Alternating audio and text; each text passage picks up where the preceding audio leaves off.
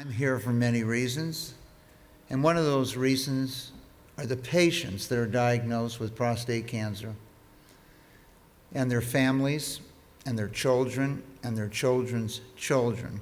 And so as Jonathan spoke about Trip Casscells, one of our board members, it's easy to identify the words of Henry V. Honor and duty defined the individual.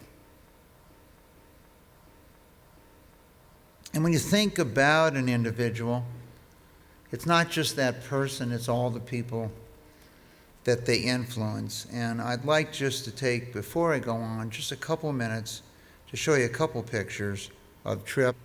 One of the few individuals in the world to ever take chemotherapy while he was serving the world in Afghanistan and Iraq as Assistant Secretary of Defense, and eventually representing the health of the troops, all the people that served in the military.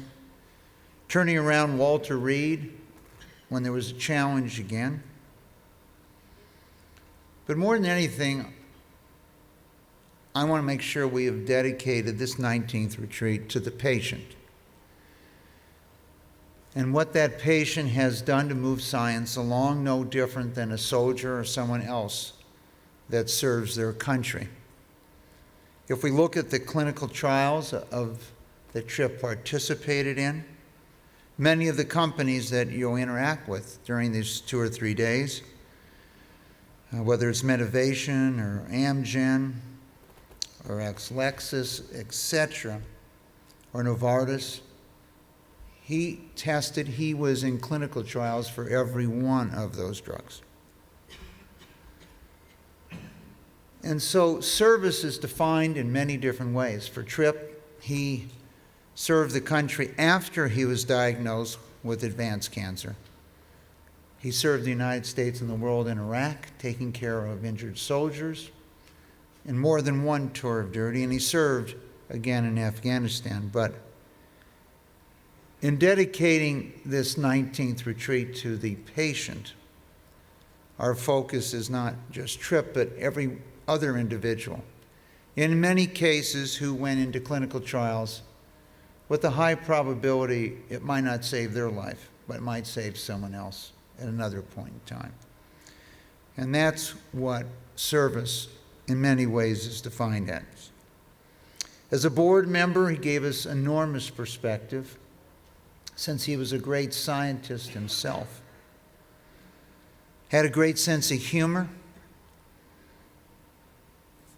and definitely joked with our own board member, Reverend Rosey Grier. He went to baseball games with us on our home run challenge over the years, and I had the honor of visiting with his kids. And when you think about the children, and you think about the opportunity, the 11 years that Trip lived after his diagnosis with advanced cancer. His son, Sam, the older one there, was 10 years old. He was 21 when Trip passed away, and I assure you his life and his children and their children's lives will be different because of the 11 years he had with his father. Or Henry, who was 5 years old when he was first diagnosed, who is 16 today. His memory of his father and his daughter Lily, who was 3. Those 11 years will live on not only in Trip's children, Sam, Henry, and Lily, but in their children and their children's children, because they were much older and had a chance and will always remember their father. We have our own resident Shakespeare at the Prostate Cancer Foundation. His name is Dan Zenka, and I'd like him to come up and just say a couple words. Dan, if you would.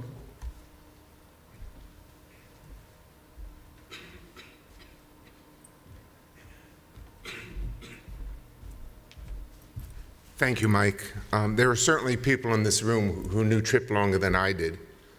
I first met him 3.5 years ago while working on a prostate cancer media roundtable on Capitol Hill and visiting congressional offices with him.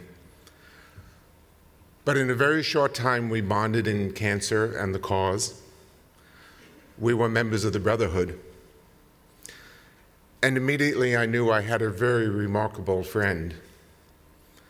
He always put others first, family first, country first, veterans first, patients first, friends first.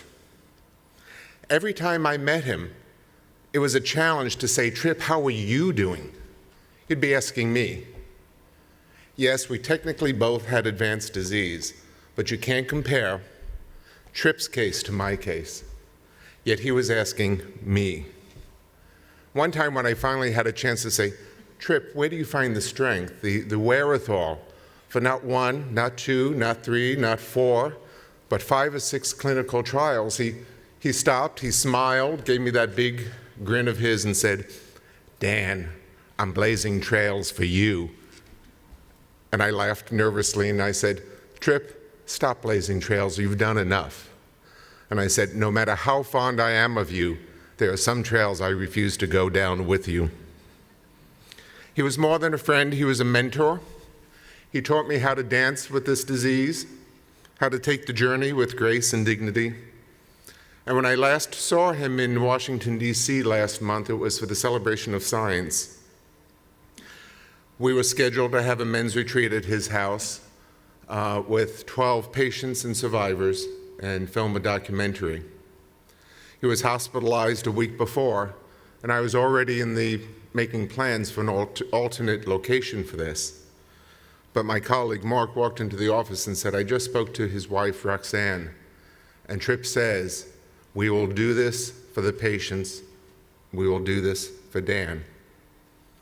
Trip was left the hospital Friday night. Saturday morning, he was on the front steps of his house, greeting his guests. When I saw him that morning, I knew it would be the last day I spent with Trip. And when we left, I gave him what I call the embrace of the brotherhood, and I talk about this often, which says, "I wish you strength, I wish you peace, I wish you life." As we left his house that evening, we embraced once more. He held me at arm's length and gave me a long look and nodded. And I knew that was the last time. And he said, "Dan, go do what you have to do tonight."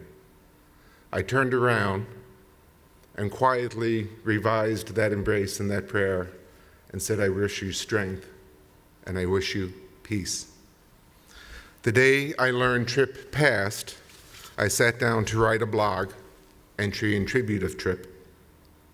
What came to mind was Walt Whitman's poem when it was written in tribute to Abraham Lincoln after his death. Abraham Lincoln might have saved the Union, but Trip saved, through his actions, millions of lives to come. The poem goes, "Captain, my captain, our fearful trip is done. The ship has weathered every wreck. The prize we sought is won." And yes, Trip won, not once, not twice, but 5 remarkable remissions with the help of Dr. Christopher Logothetis. Captain, my captain, your fearful trip is done.